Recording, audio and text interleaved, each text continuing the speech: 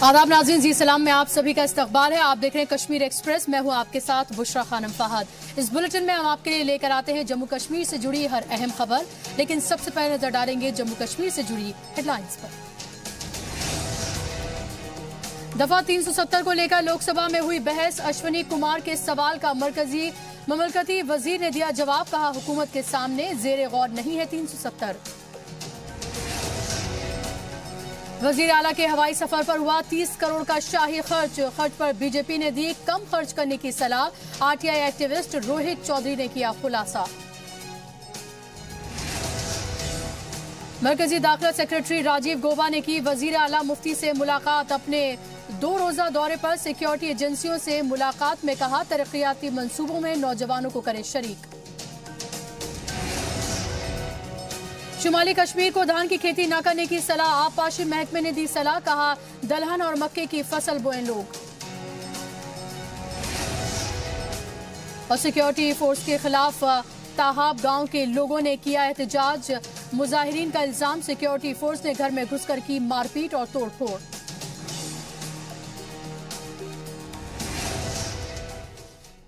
और अब खबरें तफसील से। मरकजी हुकूमत ने एक दफा फिर से वाज़ेह किया है कि दफा 370 को हटाने के मुताल्लिक किसी तरह की तजवीज हुकूमत के जेर गौर नहीं है। वाज़ेह हो कि आइन की दफा 370 के तहत जम्मू कश्मीर रियासत को खुसूसी इख्तियार हासिल है। मरकजी ममलकती वजीर बराए दाखिला हंसराज अहिर ने बीजेपी एमपी अश्विनी कुमार के तहरीरी सवाल के जवाब में कहा कि ऐसी कोई भी तजवीज हुकूमत के सामने जेर गौर नहीं है। अश्विनी कुमार ने जानना चाहा था कि क्या हुकूमत 370 की मनसूखी के मुतालिक अपने मौक़िफ़ को लेकर संजीदा है।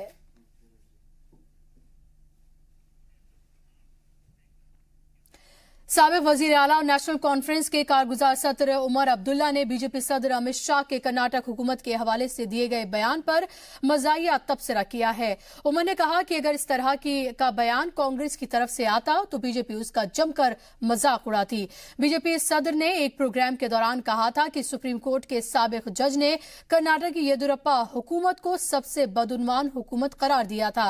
दरअसल वो कांग्रेस वजीर आला सिद्धारमैया का नाम लेने के बजाय येदियुरप्पा का नाम ले बैठे। ट्विटर अकाउंट पर उमर ने लिखा कि अगर राहुल ने ऐसी बात कही होती तो सोशल मीडिया पर उनके खिलाफ महाज खोल दिया जाता।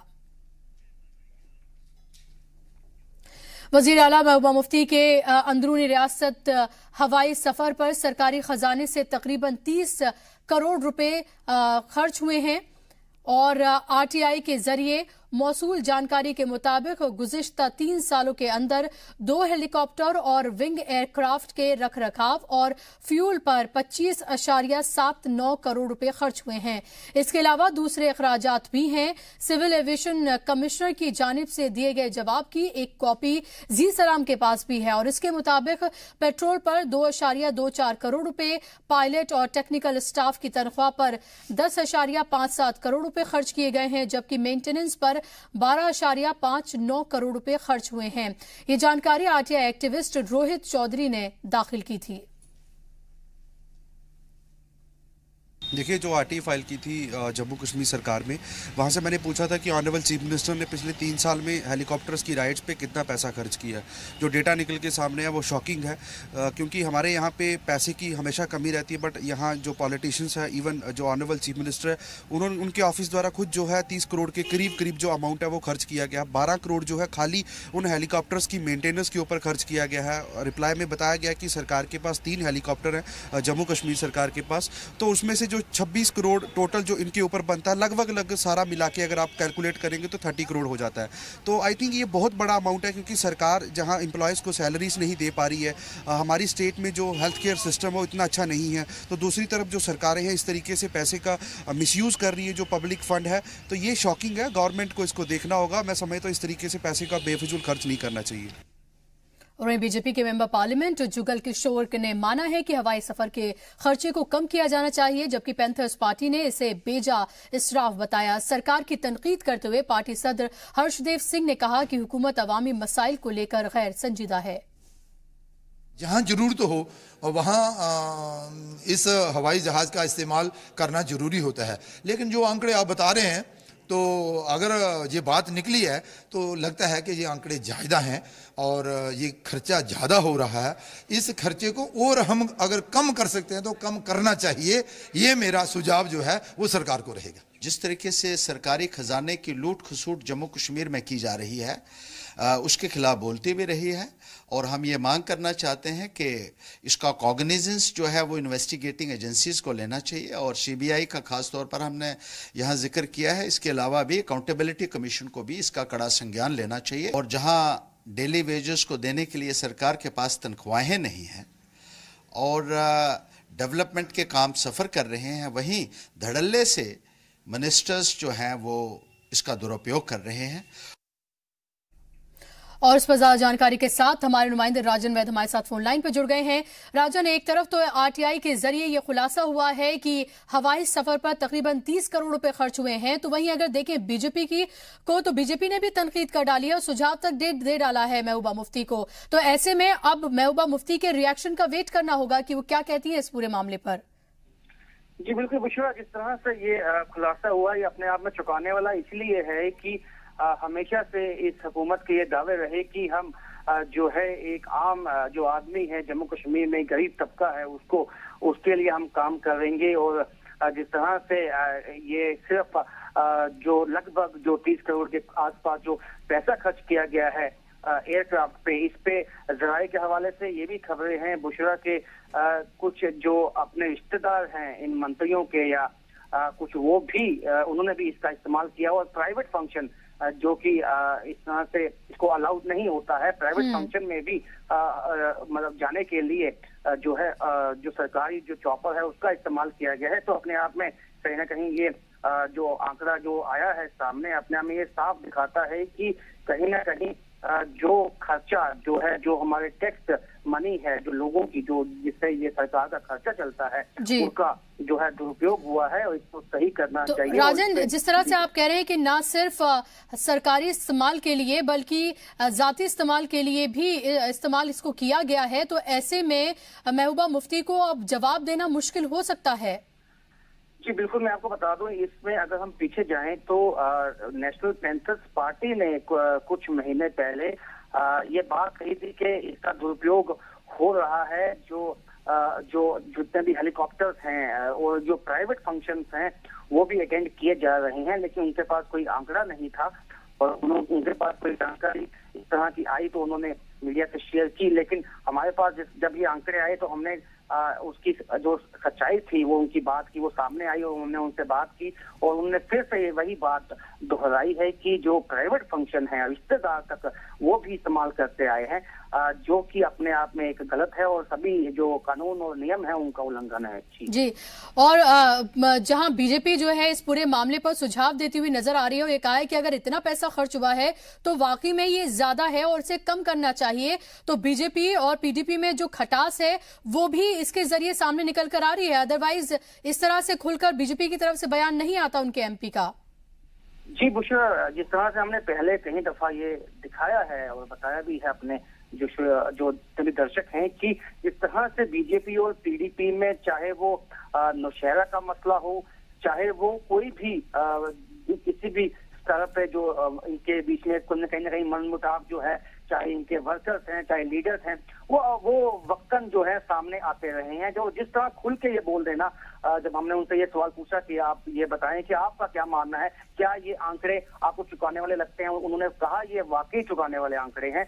इतना खर्चा, हाँ ठीक है हम मानते हैं कि एक मंत्री है या कोई चीफ मिनिस्टर है उसको एक जगह से दूसरी जगह जाना है, लेकिन उसके लिए उसके प्राइवेट व्हीकल्स भी होते हैं। आप हर जगह हेलीकॉप्टर पे नहीं जाते हो, आप वहां जाते हो चलाते हैं या क्योंकि सरकारी जो तो जाहिर सी बात है ये राजन, बेजा इस्तेमाल जो किया गया है वो साफ तौर पर इस आरटीआई के जरिए वाजे होता है और अब महबूबा मुफ्ती को इस पर जवाब देना मुश्किल हो सकता है। बहुत शुक्रिया आपका इस तमाम तफसीलात के लिए।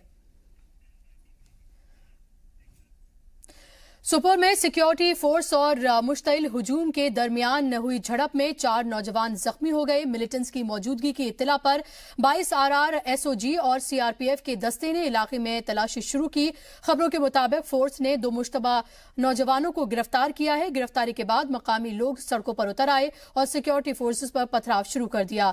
दिफा के लिए सिक्योरिटी फोर्स को आंसू गैस और पैलेट्स का इस्तेमाल करना पड़ा। जख्मियों को करीब के अस्पताल में दाखिल कराया गया है। सिक्योरिटी फोर्स की जानिब से मकामी अफराद के साथ मारपीट के खिलाफ ताहाब गांव के लोगों ने एहतजाज किया है। मुजाहिरीन ने पुलवामा शहर की तरफ जाने वाली सड़क को ब्लॉक कर दिया। मुजाहिरीन का इल्जाम है कि मारपीट के अलावा सिक्योरिटी फोर्सेज ने घरों में भी तोड़फोड़ की है। पुलिस इंतजामिया ने मामले की जांच की बात कही है। पुलिस जराये के मुताबिक मकामी लोगों के साथ मारपीट क्यों की गई, इसकी तफ्तीश की जा रही है।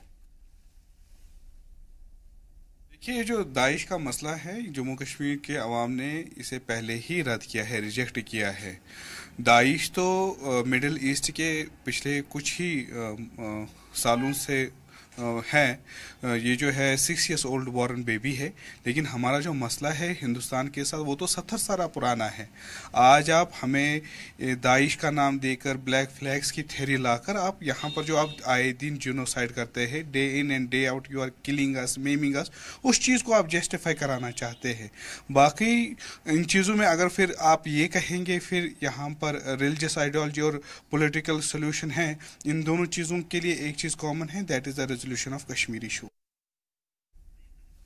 और इस पर ज्यादा जानकारी के साथ हमारे नुमाइंदे सैयद तजम्मुल इस्लाम हमारे साथ जुड़ गए हैं। तजम्मुल, अभी किस तरह के हालात गांव में बने हुए हैं और जो इल्जामात लोगों की तरफ से लगाए जा रहे हैं उसमें कितनी सच्चाई है? क्या वाकई में इस तरह से तोड़फोड़ सिक्योरिटी फोर्सेस की तरफ से घरों में घुसकर की गई है?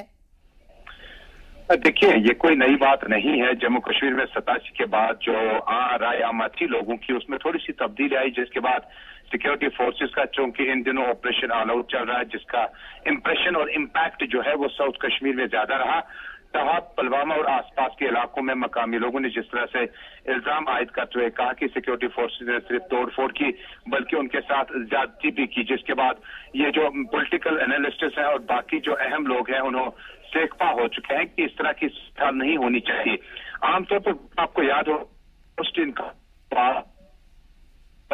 हमेशा सिक्योरिटी फोर्सेस के लिए एक बहुत बड़ा चैलेंज होता है कि किस तरह से इस चैलेंज से निकला जा सके।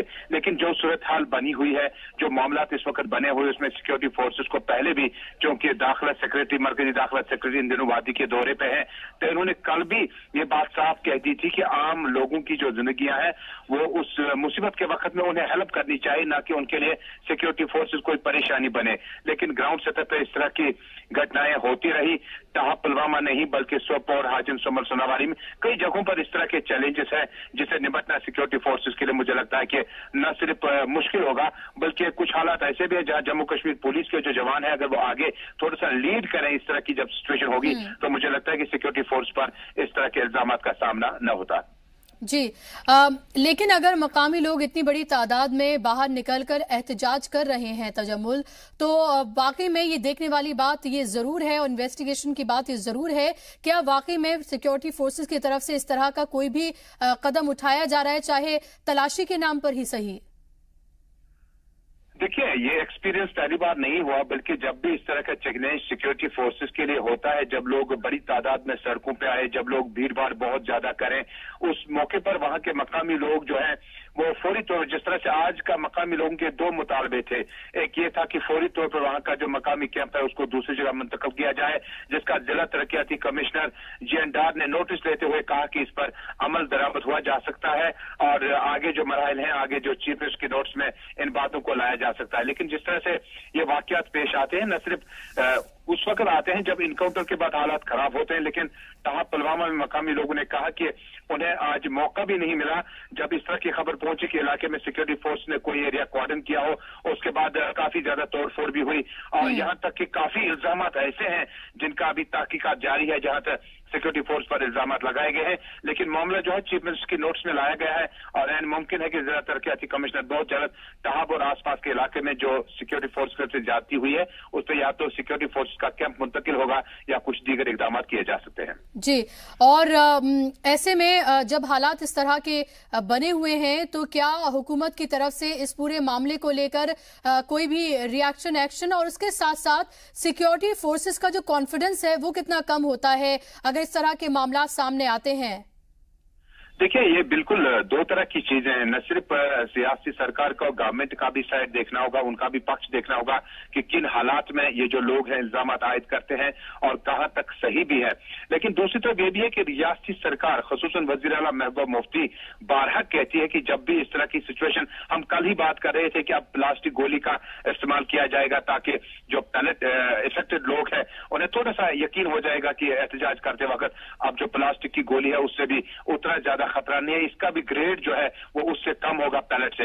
लेकिन गवर्नमेंट कोशिश कर रही है कि इस तरह जब भी एहतजाज हो तो ऐसी नौबत ना आए पहले के सिक्योरिटी फोर्सेस को ताकत का इस्तेमाल करना पड़े। लेकिन बुशरा, जब सरकार जो है सियासी तकरीरें करते हैं लेकिन अमली तौर पर उसका जो नमूना है देखने को नहीं मिलता है। लेकिन आज भी सरकार ने तहब के इस मामले को बड़ा सीरियसली लिया हुआ है और जिला तरक्याती कमिश्नर ने कमेटी बनाई जो ये अब इशू सामने लाएगी कि किन हालात में सिक्योरिटी फोर्सेज ने इस तरह के इकदाम उठाए हैं। और इल्जाम में बहुत सारी चीजें हैं जिनमें हिरासत करने का भी इल्जाम है, तोड़ फोड़ का भी है, प्रॉपर्टी का भी है। लेकिन सिक्योरिटी फोर्सेज इस एरिया में ऑपरेशन ऑल आउट के दायरे में काम कर रही है और सिक्योरिटी फोर्स का लगातार कहना है कि यहाँ पर मिलिटेंटों की मूवमेंट देखी गई थी, जिसके बाद जो भी इकदाम उठाए गए थे वो सिक्योरिटी फोर्सेज की अपनी मजबूरी थी। बहुत शुक्रिया तजम्मुल आपका तमाम तफसीलात के लिए।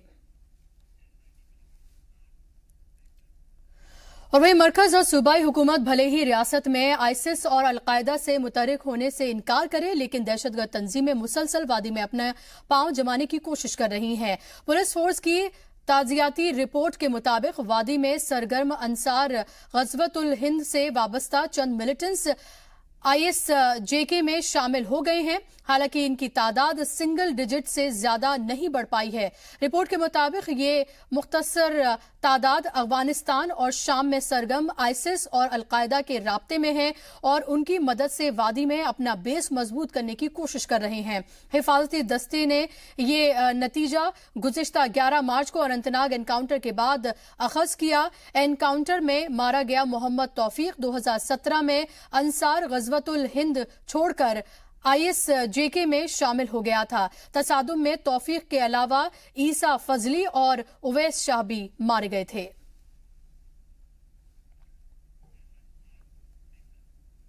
हालांकि पुलिस के मौजूदा असेसमेंट से अभी भी ज्यादा लोग इत्तेफाक नहीं रखते हैं। सीनियर सहाफी MM शुजा ने कहा है कि वादी में आईसिस और अलकायदा की मौजूदगी के कोई सबूत नहीं है।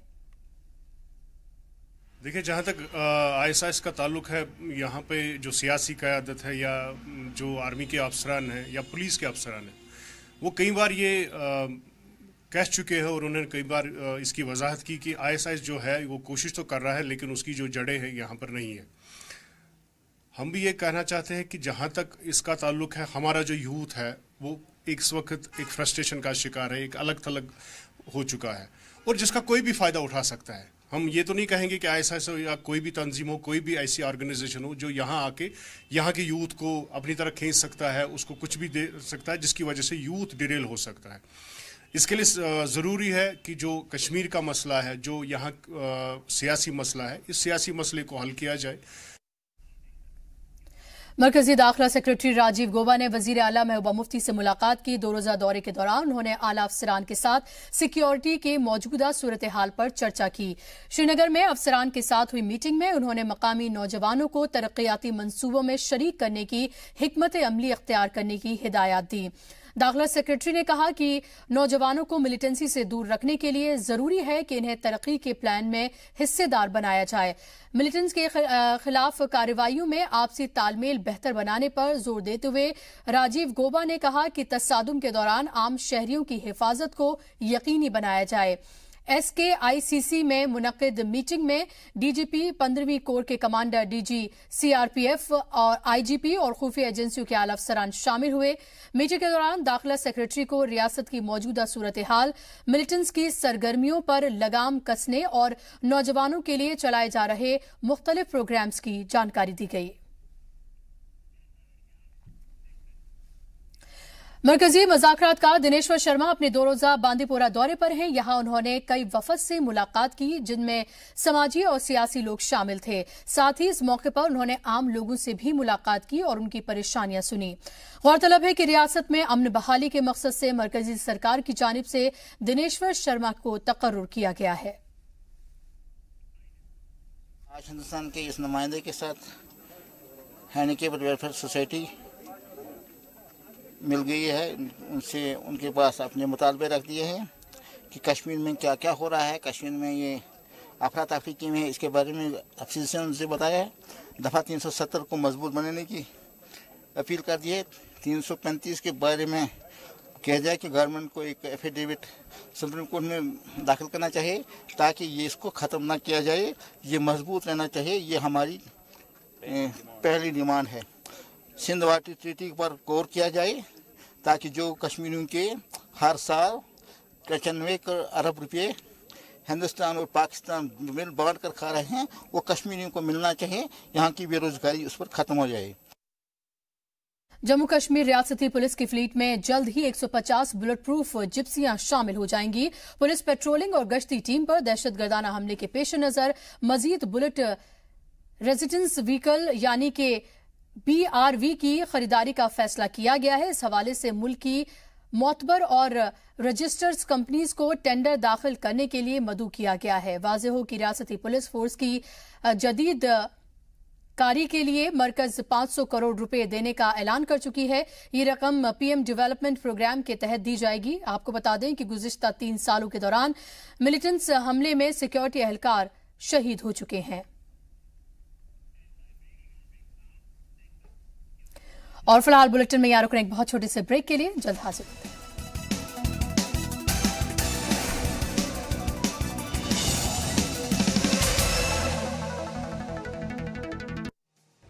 ब्रेक के बाद एक बार फिर से आप सभी का इस्तकबाल है। APHC चेयरमैन और अलहदगी पसंद लीडर सैयद अली शाह गिलानी ने बुध को एग्जीक्यूटिव बोर्ड की मीटिंग तलब की है। मीटिंग में रियासत की मौजूदा सूरत हाल पर गौर खौज किया जाएगा। वाज़ेह हो कि एक रोज कबल मुश्तरका मज़ामती क़यादत ने मरकजी हुकूमत की तनकीद करते हुए कहा था कि ताकत के इस्तेमाल से रियासत में बदअमनी और अमन इस्तेहकाम फैलाने का अंदेशा है। JRL में मुख्तलिफ जेलों में बंद सियासी कैदियों की रिहाई का मुतालबा करते हुए कहा कि जेलों में बेगुनाह कैदियों के साथ गैर इंसानी सलूक बढ़ता जा रहा है। जम्मू कश्मीर पुलिस ने रियासत के मशहूर और मारूफ प्राइवेट स्कूलों के सामने एक तजवीज पेश की है। तजवीज के तहत प्राइवेट स्कूल्स में पुलिस एहलकारों के बच्चों के लिए सीटें मुख्तस होंगी और फीस कम रखी जाएगी। इसके एवज में पुलिस फोर्स तलबा को खुसूसी ट्रेनिंग देगी। इस जिम्न में जम्मू हेडक्वार्टर में एक कमेटी भी तश्कील कर दी गई है, जिसे प्राइवेट स्कूल के मुंतजमीन से बातचीत का जिम्मा सौंपा गया है। खबरों के मुताबिक निजी स्कूल इस तजवीज से ज्यादा खुश नहीं है, बल्कि वो इसे स्कूल के अंदरूनी मामलात में मदाखलत तस्वुर कर रहे हैं। अनंतनाग DSP की जानिब से प्राइवेट स्कूल एसोसिएशन कश्मीर को लिखे खत में ये कहा गया कि नेशनल और स्कूल सतह के फंक्शन से कबल पुलिस एहलकार बच्चों को ट्रेनिंग देंगे। इस हवाले से आज IGP साउथ कश्मीर ने प्राइवेट स्कूल्स के मालकान और प्रिंसिपल्स के साथ मीटिंग भी की। वार साहब, क्या तासुर है इस वक्त जब ये खबर आई? तजमुल साहब, सिंपल सी बात है, स्कूल के लिए बच्चा बच्चा होता है, चाहे ये पुलिस वाले का हो चाहे ये आम आदमी का हो। सवाल यह है कि कंसेशन किस बुनियाद पे दिया जाना चाहिए। क्या ये गुर्बत की बिना पे, डिजर्विंग होने की बिना पे, या क्या ये किसी मेरिट के बिना पे होना चाहिए, कि क्या ये इस बिना पे होना चाहिए कि हमारी एक स्पेशल पोजीशन है, हम एक फोर्स हैं, हम एक ताकत है, इस बिना पे we should be given reservations, कि ये इस बिना पे होना चाहिए कि डिजर्विंग बच्चा है। एक बात। दूसरी बात ये है कि अगर आज हम पुलिस वालों के बच्चों को कंसेशन देते हैं तो कल प्रेस वालों को देना पड़ेगा, परसों आर्मी को, BSF को, तो फिर हमें फीस किन से लेनी है। We fail to understand whom we will charge them. फिर पुलिस का अपना एक मैंडेट है।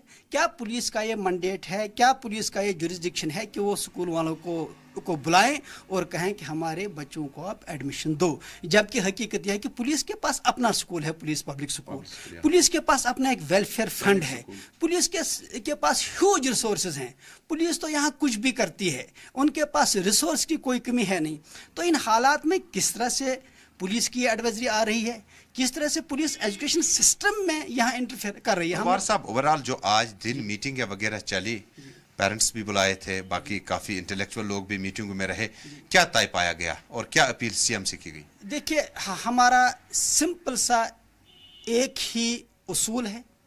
हमारा मानना है कि एजुकेशन पॉलिटिक्स फ्री होनी चाहिए, वो किसी भी किस्म की पॉलिटिक्स हो। एक बात। दूसरी बात यह है कि एजुकेशन के लिए मयार होना चाहिए merit and deservingness of a student, और कोई बुनियाद नहीं होनी चाहिए। तीसरा, एजुकेशन चाइल्ड सेंट्रिक है, ये police centric, employee centric, power centric नहीं होनी चाहिए। ये हमारा बिल्कुल क्लियर कट फैसला है कि हम एजुकेशन में किसी भी तरह की मुदाखलत बर्दाश्त नहीं करेंगे। तो सर, क्या फैसला पाया? अब ये जो एडवाइजरी है, ये जो मशावरत चले, ये जो फैसला लिया जा रहा है, आपका डिसीजन क्या होगा जो आज ओवरऑल मीटिंग है? हमारा बिल्कुल वाज़ेह है कि हम किसी भी कीमत पे किसी भी थर्ड पार्टी इंटरवेंशन नहीं होने देंगे। एडमिशन प्रोसेस स्कूलों का अपना एक प्रोसेस है, उसके अपने ज़वाबित हैं, हम किसी को वायलेट करने नहीं देंगे।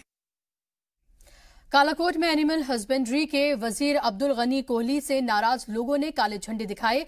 ये नजारा कालाकोट के में उस वक्त देखने को मिला जब एडीसी का ओहदा संभालने पर एसडीएम मोहम्मद खालिद को ज्वाइंट एक्शन कमेटी और व्यापार मंडल के लोग मुबारकबाद देने पहुंचे थे। बाद में जब बाजार से वजीर का काफिला गुजरा तो नाराज लोगों ने उनके खिलाफ और काफिले का खैरमकदम काले झंडों से किया। लोगों ने वजीर अब्दुल गनी कोहली पर इल्जाम लगाया कि इलाके की आवाम 26 दिनों से एहतजाज पर थी। उस दौरान वजीर एनिमल हस्बेंड्री यहां नहीं आए और साथ ही लोगों ने वजीर अब्दुल गनी कोहली पर क्रेडिट लेने का इल्जाम लगाया।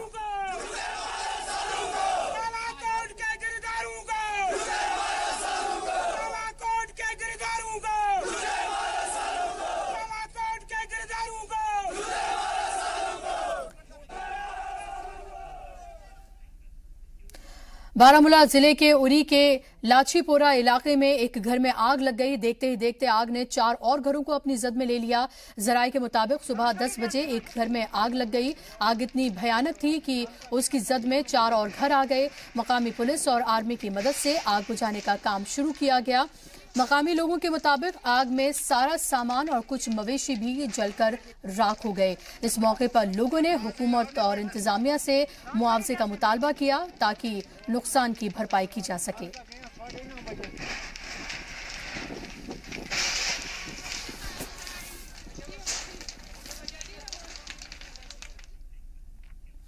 सिंचाई और फ्लड कंट्रोल महकमे ने शुमाली कश्मीर के किसानों से रवां साल में धान की खेती न करने का मशवरा दिया है।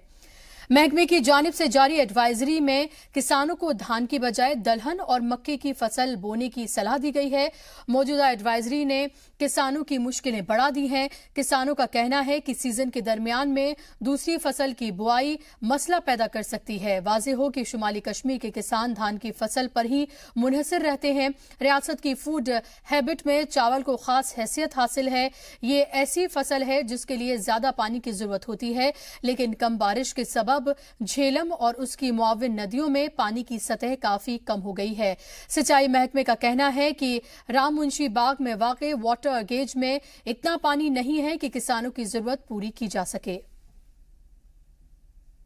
पिछले 8-10 महीने से कश्मीर वैली में ड्राई स्पेल की वजह से बारिशें नहीं हुई, जिसकी वजह से हमारे नदी नालों में वाटर की जो लेवल है काफ़ी डाउन है, तो जिससे हमारा ये इरिगेशन इस साल मुतासिर हो सकता है। मगर हमारी कोशिश रहेगी कि जहाँ जहाँ हमें पॉसिबिलिटी होगी तो हम इंश्योर करेंगे वहाँ पर पैडी क्रॉप्स के लिए पानी हम देंगे। जहाँ पॉसिबिलिटी नहीं होगी उधर हम रिक्वेस्ट कर रहे हैं लोगों से कि वो अपने ड्राई क्रॉप्स की तरफ ज़्यादा तवज्जो दें। इस साल बारिश भी नहीं पड़ी है, बारिश भी बरा भी कुछ नहीं है, पानी भी दरिया में नहीं है। दरिया में पानी बहुत सतह कम है, इरिगेशन वाले कहते हैं कि इस साल शाली नहीं लगाना है, मौसम भी खराब है, पानी नहीं है, पानी कम है। रियासती वजीर तालीम अल्ताफ बुखारी ने स्कूलों में बच्चों को अखलाकी तालीम देने पर जोर दिया। जम्मू में गर्ल्स हायर सेकेंडरी स्कूल के सालाना इजलास में शामिल होने आए वजीर तालीम अल्ताफ बुखारी ने ये बात कही। उनके साथ रियासती बीजेपी सदर सत शर्मा भी मौजूद रहे। इस मौके पर बच्चों ने कई तरह के अपने हुनर का मुजाहिरा किया और इस मौके पर अल्ताफ बुखारी ने कहा कि बच्चों को तालीम देना बेहद जरूरी है, लेकिन इस दौर में तालीम के साथ अखलाकी तालीम की भी उतनी ही जरूरत है।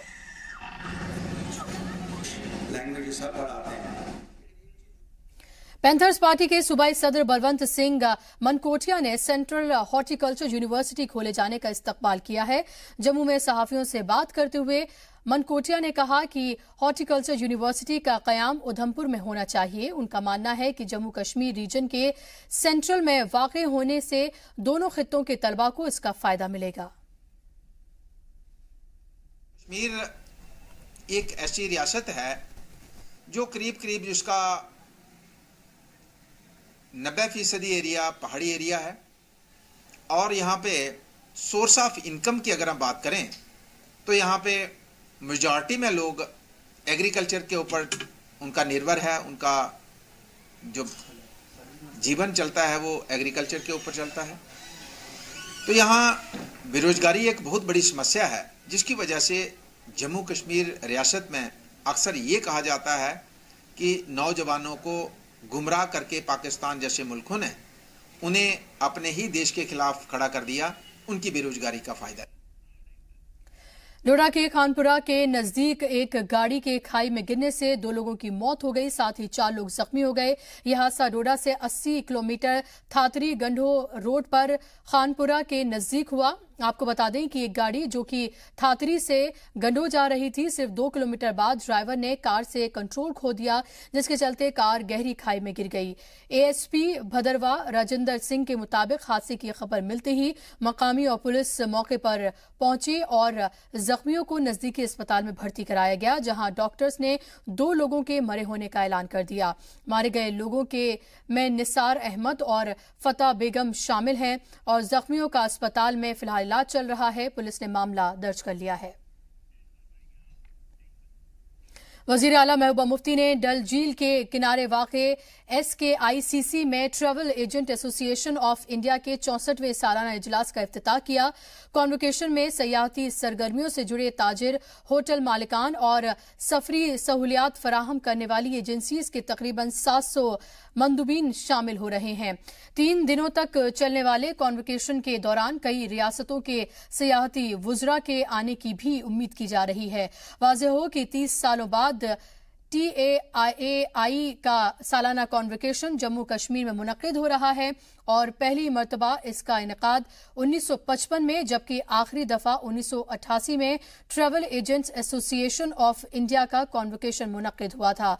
मकामी मुंतजमीन को उम्मीद है कि कॉन्वोकेशन के इनेकाद से बैरूने रियासत मुस्बत पैगाम जाएगा इसका और बड़ी तादाद में सयाह कश्मीर का रुख करेंगे। काबिल गौर बात यह है कि मिलिटेंसी की शुरुआत के बाद से ही सयाहतों की आमद में काफी कमी आती जा रही है। और बुलेटिन में फिलहाल ये रुकने एक और बहुत छोटे से ब्रेक के लिए जल्द हाजिर।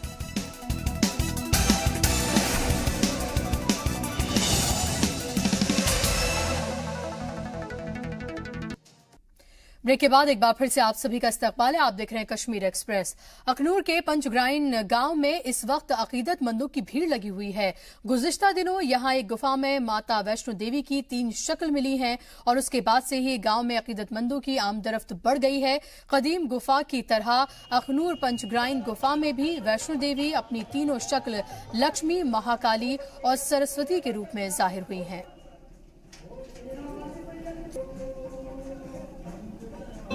इस दरबार में मां भगवती लोगों को निशुल्क सत्संग, निशुल्क जगराते बांटती है। शायद ऐसा दुनिया में कोई दरबार ना हो और इस दरबार में ऐसा कोई दुख नहीं, ऐसी कोई बीमारी नहीं जो मां भगवती जहां पे ठीक नहीं करती। मैं चाहता हूं कि आपके चैनल के माध्यम से दुनिया को मैसेज जाए, लोगों को पता चले इस दरबार का।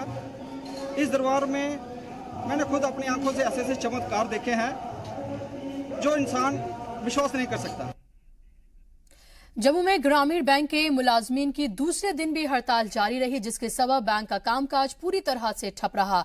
आपको बता दें कि मुलाजमीन जम्मू के नगरोटा में जम्मू कश्मीर ग्रामीण बैंक अफसरान एसोसिएशन और जम्मू कश्मीर ग्रामीण बैंक मुलाजमीन एसोसिएशन के बैनर तले एहतजाज कर रहे हैं। मुलाजमीन ने डेली वेजर्स को पक्का करने और पेंशन जैसे मुतालबात के लिए एहतजाज कर रहे हैं। इस मौके पर मुलाजमीन ने अपने मुतालबात को लेकर नारेबाजी भी की। गौरतलब है कि ग्रामीण बैंक के मुलाजमीन 3 दिन की हड़ताल पर हैं। जे.एंड.के ग्रामीण बैंक ऑफिसर एसोसिएशन, जे.एंड.के ग्रामीण बैंक एम्प्लॉय एसोसिएशन, दोनों हमारी एसोसिएशंस आज धरने पे हैं, स्ट्राइक पे हैं। पिछले आज दूसरा दिन है हमारा धरने का। 20,000 जो शाखाएं हैं बैंक की, ब्रांचेज हैं ग्रामीण बैंक की, वो आज बंद हैं। सभी में काम ठप पड़ा है। कोई पूरे भारतवर्ष में ग्रामीण बैंक में काम नहीं हो रहा है। और हमारी मुख्य मांगे जो है उसमें सबसे पहले हमारी पेंशन का मुद्दा है, हमारे एनपीएस का मुद्दा है। हमारी और पेंशन और एनपीएस जो हमारा इशू है, ये बाकी जो नेशनल कमर्शियल बैंक है उसके बराबर होना चाहिए। श्रीनगर के महकमा इंफॉर्मेशन पब्लिक रिलेशन और film and television institute of India की मुश्तरका कोशिश से 15 बच्चों के एक ग्रुप को सिलेक्शन करके उनकी ट्रेनिंग का एहतमाम किया गया है। बच्चों का सिलेक्शन एग्जाम के बाद किया गया। इस मौके पर कसीर तादाद में बच्चों ने हिस्सा लिया था। आपको बता दें कि 15 बच्चों को एक्टिंग की ट्रेनिंग कश्मीर में ही दी जाएगी और उनको हर तरह की सहूलियात भी मुहैया कराई जाएंगी।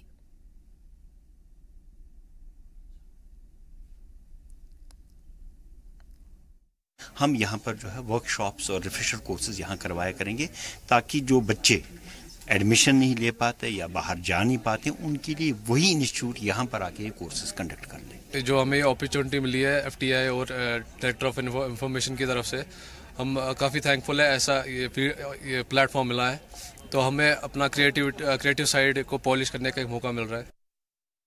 देखिए, ये दोनों तरफ से होता है। कोई भी कोर्स हो, एक तो जो इंस्टीट्यूट ट्रेनिंग दे रही है उस इंस्टीट्यूट का क्या रेपुटेशन है। एफटीआई जैसा कोई इंस्टीट्यूट हिंदुस्तान में नहीं है। कुछ सोचकर हमने 30 दिन का एक सिलेबस डिज़ाइन किया है। हमें पूरी उम्मीद है कि ये 30 दिन का कोर्स करने वाला कोई भी व्यक्ति सिनेमा के बारे में उसकी अंडरस्टैंडिंग बहुत अच्छे से इम्प्रूव होगी। और जो सिनेमा के जो 4 मेन डिपार्टमेंट्स है, डायरेक्शन, साउंड, कैमरा और एडिटिंग, इन चारों के प्रति उस व्यक्ति को इसमें अच्छा एक्सपोजर मिलेगा। कोर्स के बिल्कुल आखिर में इंडिविजुअली और ग्रुप्स में सारे पार्टिसिपेंट्स फिल्म बनाएंगे, तो इससे आपको ये भी पता चल जाएगा कि किस तरह की ट्रेनिंग उन लोगों को मिली है। तो मैं आपसे ये कहना चाहूँगा कि 1 महीने बाद उनको क्या मिला, ये आप हमसे पूछने के बजाय उन्हीं 15 से पूछें, तो आपको इसका क्लियर आंसर मिल जाएगा। पूरे इसके पीछे मकसद सिर्फ इतना है कि लोगों को फिल्म एजुकेशन मिले। अब हमारी फीस कितनी कम है, इससे ये मैं आपको एक उदाहरण देके बताना चाहूँगा कि हमारे यहाँ एफटीआई में हॉस्टल के लिए सिर्फ 1,000 रुपया महीना देना पड़ता है। अब आप बताइए कि किसी भी इंस्टीट्यूट में अगर साल में 12,000 रुपया आपका सिर्फ खर्चा है हॉस्टल का है, तो ये महंगा है या सस्ता है? तो हमारे यहाँ फीस बिल्कुल महंगे नहीं है। गवर्नमेंट की तरफ से 95% फीस सब्सिडाइज्ड है। ऊपर से हर डिपार्टमेंट में स्कॉलरशिप्स हैं। जो होनहार बच्चे हैं, जो किसी वजह से जिनके पास पैसों की कमी है, वो एडमिशन लेने के बाद उनको स्कॉलरशिप्स अवेलेबल है। जिनको स्कॉलरशिप्स अवेलेबल है उनको लोन भी मिल जाते हैं।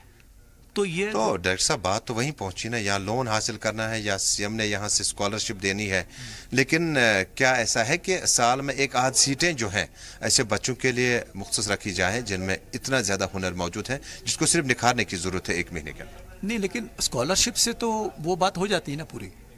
और बाकी देखिए, काफी सारी स्कॉलरशिप्स आई लेकिन वर्कआउट नहीं कर पाई। वो हमने देखा एमबीबीएस के लिए, इंजीनियरिंग के लिए। मैं तो अपनी बात कर रहा हूँ, मैं एफटीआई की बात कर रहा हूँ। हमारे यहाँ जो स्कॉलरशिप्स हैं, सारे स्कॉलरशिप्स यूज होते हैं और जो डिजर्विंग बच्चे उनको मिलते हैं।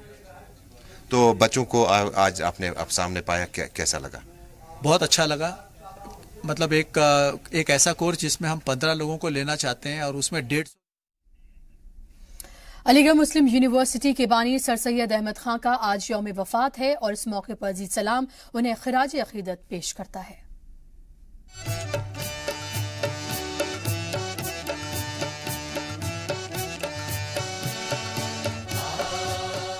मोहसिन कौम व मिल्लत सर सैयद अहमद खां की शख्सियत किसी तारुफ की मोहताज नहीं है। उन्होंने कहा था कि मैं अपनी कौम के बच्चों को नीले आसमान से भी ऊंचा देखना चाहता हूं। उन्होंने अपने इसी ख्वाब को शर्मिंदा ताबीर करने के लिए जो इल्मी और अमली जद्दोजहद की और असरी उलूम के मैदान में जिस तहरीक की बुनियाद रखी, उसके खुशनुमा असरात न सिर्फ बर्रे सगीर में बल्कि पूरी दुनिया में दिखाई दे रहे हैं। उन्होंने कौम के बच्चों के लिए जो सोचा उसे पूरा किया। दुनिया का वो कौन सा गोशा है जहां से तालीम हासिल करने के लिए बच्चे AMU का रुख नहीं करते। सर सैयद अहमद खान मुस्तकबिल के नब्ज शनास थे। अपनी मुनफरिद सोच और हौसले के साथ उन्होंने कौम व मिल्लत के बारे में जो सोचा उसे फरामोश नहीं किया जा सकता। सर सैयद अहमद खान ने मुस्लिम तलबा की तालीम के लिए जिस अंदाजो फिक्र के साथ अपनी हमाजहत शख्सियत का मुजाहरा किया वो किसी से पोशीदा नहीं है। जो उनकी मुआशी बदहाली थी वो भी दूर करना चाहते थे, जो उनकी तहजीबी गिरावटें थीं वो भी दूर करना चाहते थे। तालीम को तो उन्होंने एक अहम, इसे कहना चाहिए, टूल के तौर पर इस्तेमाल किया और उन्होंने ये समझा कि सिर्फ तालीम ही ऐसा टूल है, अगर हमारे पास जदीद तालीम आ जाएगी तो हमें जो और बहुत सी खराबियां हैं वो भी दूर हो जाएंगी और बहुत सी तब्दीलियां जो समाज में वो चाह रहे थे या माशरे में चाह रहे थे तो वो भी हासिल हो जाएंगी।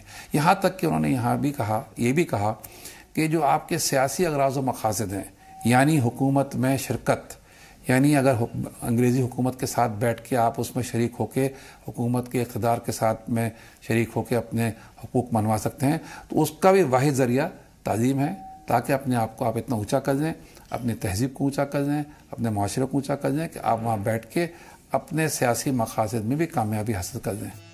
सर सैयद अहमद खान ने कौम के बच्चों के लिए इतनी गहराई से सोचा। आज हमारे कौम के बच्चों की ये जिम्मेदारी बनती है कि वो पूरी दुनिया में तालीम के परचम लहराकर अपनी कौम व मिल्लत का नाम रोशन करें। सर सैयद के यौम वफात के मौके पर यही उनको सच्ची खराज अकीदत होगी। जी सलाम के लिए सबीहा शकील की रिपोर्ट। और अब चलते चलते 5 मिनट में 25 अहम खबरों पर नजर डालते हैं।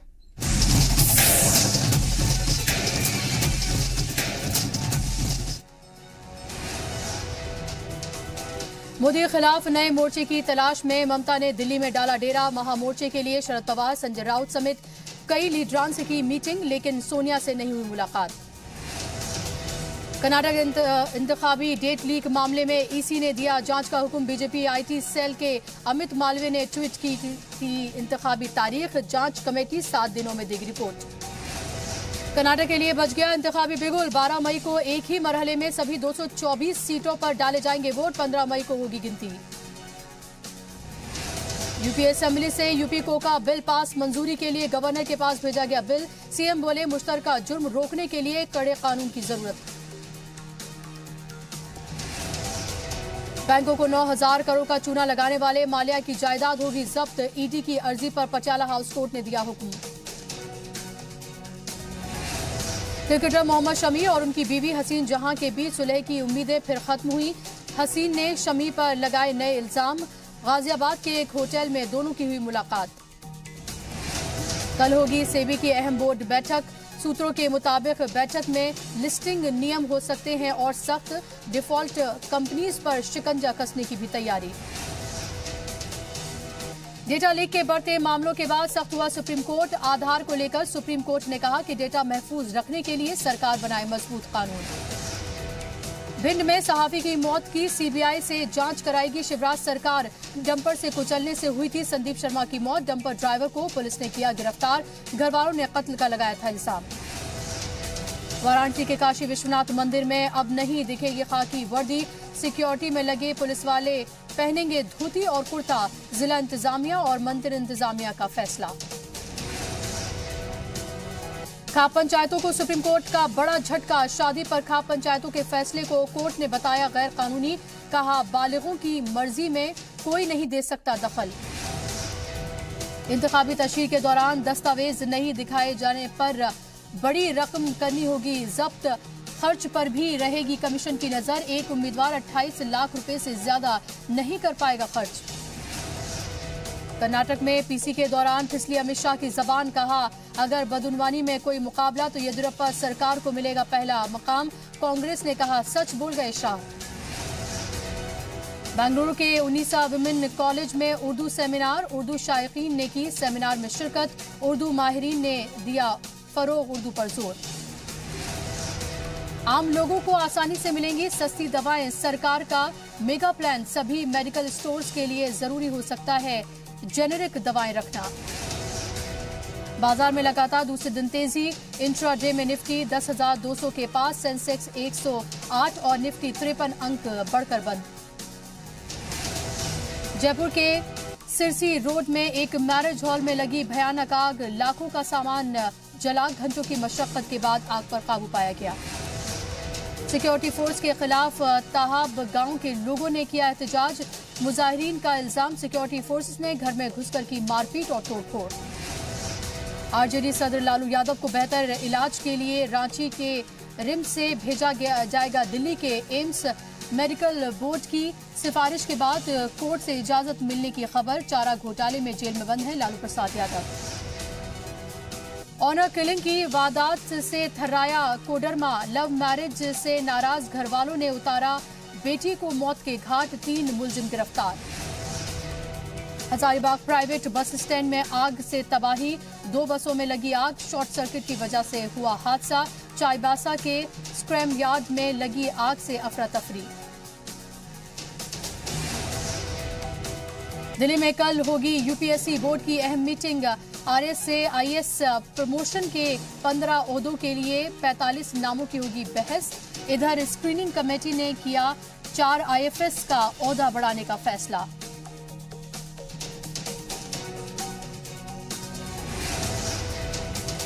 झालावाड़ में धरा गया पाखंडी बाबा, औरतों के सूरत में अकीदतमंदों की ख्वाहिशात से खिलवाड़। ताल्लुकात बनाने के लिए करता था मजबूर, परेशान होकर नौजवान ने कर ली थी खुदकुशी। वजीर आला के हवाई सफर पर हुआ 30 करोड़ का शाही खर्च। खर्च पर बीजेपी ने दी कम खर्च करने की सलाह। आरटीआई एक्टिविस्ट रोहित चौधरी ने किया खुलासा।